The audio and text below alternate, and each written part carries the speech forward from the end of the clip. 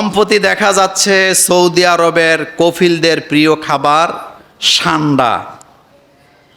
এটি খাওয়া কি জায়েজ আছে? স্বামীকে আপন করার সহজ উপায় কি? এই ব্যাপারে ইসলাম কি বলে? শুধুমাত্র যৌবিক চাহিদা মেটানোর জন্য একাধিক বিয়ে করলে কি গুনাহ হবে? চার স্ত্রীর অধিকার রাখার বিধান কি? শোনেন, শুধুমাত্র যৌবিক চাহিদা বলতে কি আপনি তার অধিকারও তো আদায় করতে হবে নাকি? ইনসাফ করতে হবে না? আয়াতটা ঠিক মতো বাড়িতে যা পড়বেন। আল্লাহ পাক বলছেন মাসনা অসোলাসা অরবা, 2টা করো 3টা করো, সর্বোচ্চ কয়টা? 4টার পরে আর না। একটা মরলে আবার আরেকটা পূরণ করো। একসাথে সর্বোচ্চ কয়টা রাখা যায়? একসাথে একজন পুরুষ সর্বোচ্চ 4টা বিয়ে করতে পারবে, 5টা পারবে না, হারাম। একজন যদি মরে যায়, মানে 4 জনের থেকে একজন যদি মরে যায় অথবা তালাক প্রাপ্তা হয়, তালাক দিয়ে দেয়, তাইলে আরেকটা করে আবার 4টা কি মিলাইতে পারবেন। তবে ইনসাফ, 2 বিয়া 3 বিয়া 4 বিয়া এটা খেলার জিনিস না, এটা আনন্দের জিনিসও না। ডাইরেক্ট ওই আয়াতে বলা হয়েছে যদি ইনসাফ করতে না পারো, বলেন আলেম ওলামাদেরকে দেখতে পাচ্ছি, আল্লাহ বলতেছে যদি ইনসাফ করতে না পারো তাহলে কয়টা নিয়ে সন্তুষ্ট থাকো? বেটা গাড়ি তুমি একটা চালাইতে না, তুমি 2টা কিনে বয়ে রইছো। ইদানিং এটা ব্যবসা শুরু হয়েছে বাংলাদেশে কিছু কিছু জায়গায়, নোংরামি। খালি ফতুয়া দেন আপনি অমুকের বিয়ে করবেন, তো আপনি ইনসাফ করতে পারছেন? ইনসাফ না করতে পারলে কিয়ামতের ময়দানে আল্লাহর আদালতে আপনাকে দাঁড়াতে হবে।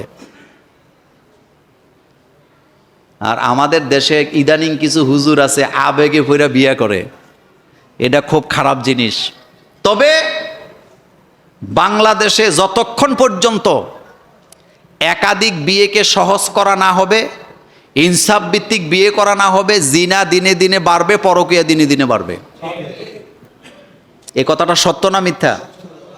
এই জন্য এটাকে সহজ করা দরকার। বিয়েরে দিন দিন আরো কঠিন বানাইতেছে ইসলাম। বিয়েকে করে সহজ, জিনাকে করে কঠিন। বলেন, জিনাকে কি করে আর বিয়েকে? কিন্তু পাশ্চাত্যের আইন জিনাকে করে সহজ, বিয়েকে করে কঠিন। এই জন্য পরকীয়া দিন দিন বাড়তেছে। সুতরাং 4 স্ত্রী রাখতে পারবে যদি কি করতে পারে? শাড়ি কিনলে কয়টা? কথা কন না কেন? মোবাইল কিনলে কয়টা? গাড়ি কিনলে কয়টা? জুতা কিনলে কয় জোড়া? তুই ভিক্ষা করে খা। এবার তুমি এবার ভিক্ষা করে বাড়ি করলো কয়টা? খাট কিনলে কয়টা? তোষক কিনলে কয়টা? বিছানার চাদর কিনলে কয়টা? একটারে এসিতে রাখবা, আর একটারে ফ্যানের নিচে হবে না, ওইটারও এসি দিতে হবে। তো এসি কিনলে কয়টা? শখ মিঠি যাবে। স্বামীকে আপন করার সহজ উপায় কি? এই ব্যাপারে ইসলাম কি বলে? শোনেন, স্বামীকে আপন করার রাস্তা একটাই, সেটা হলো স্বামীর প্রশংসা করা। কথা কন না কেন? আচ্ছা বলেন তো, প্রশংসা এটা সবচেয়ে বেশি ভালোবাসে কে? আমরা যে সূরা ফাতিহা পড়ি, সূরা ফাতিহার অংশ হলো 3টা। বলেন কয়টা? তার মধ্যে প্রথমে প্রশংসা না? প্রশংসাটা কার? আলহামদুলিল্লাহ রব্বিল আলামিন। প্রশংসাটা আল্লাহ।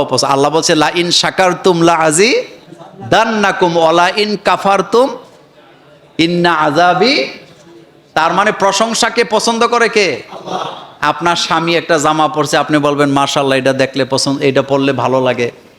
একটা কিছু দিছে 100 বার প্রশংসা করবেন। একটা ঘড়ি দিছে 100 বার বলবেন আলহামদুলিল্লাহ, তোমার পছন্দ অনেক ভালো, আহারে কত সুন্দর ঘড়িটা তুমি কিনে দিছো। একটা মোবাইল দিছে, এটাকে এমনভাবে যত্ন করবেন যে আরে আমার স্বামীর রক্ত ক্ষয় করা টাকার মোবাইল, এটা যেন নষ্ট না হয়। তাহলে স্বামী খুশি হইব না বেজার হইব? আর যা নেয়, হে এই দিনই সয়েজ কি কিনছো, এডি এইডিনি, এরকম আসেনি? ভালোবাসা বাড়বে না যাবে? শোনেন, স্বামী স্ত্রীর ভালোবাসা বাড়ার জন্য তাবিজ না, প্রশংসা। আবার স্ত্রীরও প্রশংসা করবেন। স্ত্রী শাক রান্না করছে, বলবেন আলহামদুলিল্লাহ। একেবারে জিয়াফত খাই আইছেন দুপুর বেলা, খুব মজার খানা। রাত্রেবেলা খাইতে যেয়ে দেখছেন স্ত্রী আপনার কি করছেন, ডাঁটা শাক রান্না করে রাখছে। আপনি বলবেন আলহামদুলিল্লাহ, জিয়াফত খাইছি, যা মজা, তোমার হাতে ডাঁটা শাক। স্ত্রী খুশি না বেজা? পারেন না তো কইতে, বখিলামি, একেবারে মুখ কালা করে থাকেন, যার কারণে ভালোবাসাও নাই। ভালোবাসা, একটা খিচুড়ি রান্না করবে প্রশংসা করবেন, একটা তরকারি রান্না করবে প্রশংসা করবেন। সেম স্বামী আপনাকে একটা কিছু দিলে আপনি 1 কোটিবার প্রশংসা করবেন, দেখবেন স্বামী আরো দিবে। আল্লাহও সেম। আল্লাহ তো, আল্লাহর প্রশংসা করলে আল্লাহ বাড়ায় দেয় না কমায় দেয়?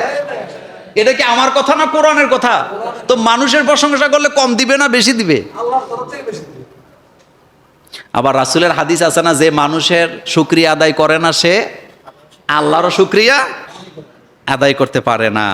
সম্প্রতি দেখা যাচ্ছে সৌদি আরবের কফিলদের প্রিয় খাবার সান্ডা।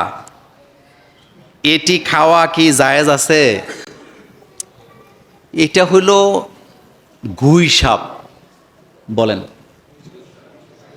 এই সান্ডা, এটা রাসূল সাল্লাল্লাহু আলাইহি ওয়াসাল্লাম কখনোই খান নাই। হাদিসে আসছে রাসূলের সামনে একজন এটা খাইতেছিল, আল্লাহ রাসূল বলছে তুমি এটা দূরে যেয়ে খাও, তুমি এটা। তার মানে রাসূল এটাকে নাজায়েজ বলে নাই, রাসূল কি বলছে? তার মানে রাসূল কি এটা পছন্দ করে না, না করে না? রাসূল অপছন্দ করে বলেই বলছে দূরে যেয়ে খাও। রাসূল এটা পছন্দ করে না, রাসূল ডাইরেক্ট বলছে। অনেকগুলো হাদিস পাবেন রাসূল বলছে আমি এটা পছন্দ করি না, তুমি দূরে যাও, দূরে যেয়ে খাও। তার মানে রাসূল এটা পছন্দ। শোনেন, খাবার মুমিনেরা শুধু হালাল হইলে খাবে না, হালালান তৈয়্যিবা বলেন। এটা কার কথা? হালালের পরে আবার তৈয়্যিবা শব্দ কেন আল্লাহ ব্যবহার করলেন? এই তৈয়্যিবায় ব্যাখ্যায় তাফসীরবিদরা বলেছেন এটা এমন খাবার যেটা রুচিসম্মত। বলেন কি সম্মত? রুচিসম্মত, দেখলে রুচি আসে এমন খাবার খাও। হালাল ফতুয়া দিয়ে যে কোনো খাবার খাওয়ার কোনো দরকার। আবার খাওয়া শুরু করে না। আমাদের দেশের লোকেরা সান্ডা আর বিভিন্ন ধরনের ওই যে কি আরো কত কিছু আছে না, এটি চিনে নি আমাদের দেশের লোক। এটি মরুভূমিতে বেশি থাকে, মরুভূমির দেশগুলাতে বেশি থাকে। এগুলা খাওয়ার দরকার নেই। বলেন হালালান তৈয়্যিবা, হালালও হইতে হবে, রুচিসম্মত হইতে হবে, খালি খাইলে হবে না। এটা কেমন লাগে বলেন তো? কুমিরের মতো দেখতে, খুব ভাল লাগে এটা খাইতে? না, এটা খাবেন না, কোনো দরকার নেই। আর খাইলে গুনাহ হবে এটাও আমি বলতে পারতেছি না, কিন্তু আপনি না চিন্না খাইলে মরা যাওয়ার সম্ভাবনা কি আছে? এই জন্য এত রুচিহীন কেন? আমাদের দেশে পোলাপানেরা ব্যাং ধরে খায় ফেলায়, এরকম পোলাপান আসেনি? ব্যাং পার্টি। কি পার্টি? ব্যাং পার্টি। আবার আমাদের দেশে কিছু মহিলা আছে আগের দিনের, কারো যদি কোনো বাচ্চা যদি মোটা সোটা না হয় হেরে ব্যাং খাওয়ায়। আমি নিজে দেখছি এরকম। একজনকে ব্যাং রান্না করে দিয়ে করেছে মুরগির গোস্ত খা, হেতে ব্যাঙ্গের রান টান খাইয়া রাত্রেবেলা অসুখ। হাসপাতালে নিচে, ডাক্তার কয় খাইছো কি? কয় মুরগি। এখন হেতের মায় কয় না ডাক্তার সাহেব আমি তো তারে ব্যাং খাওয়াইছিলাম।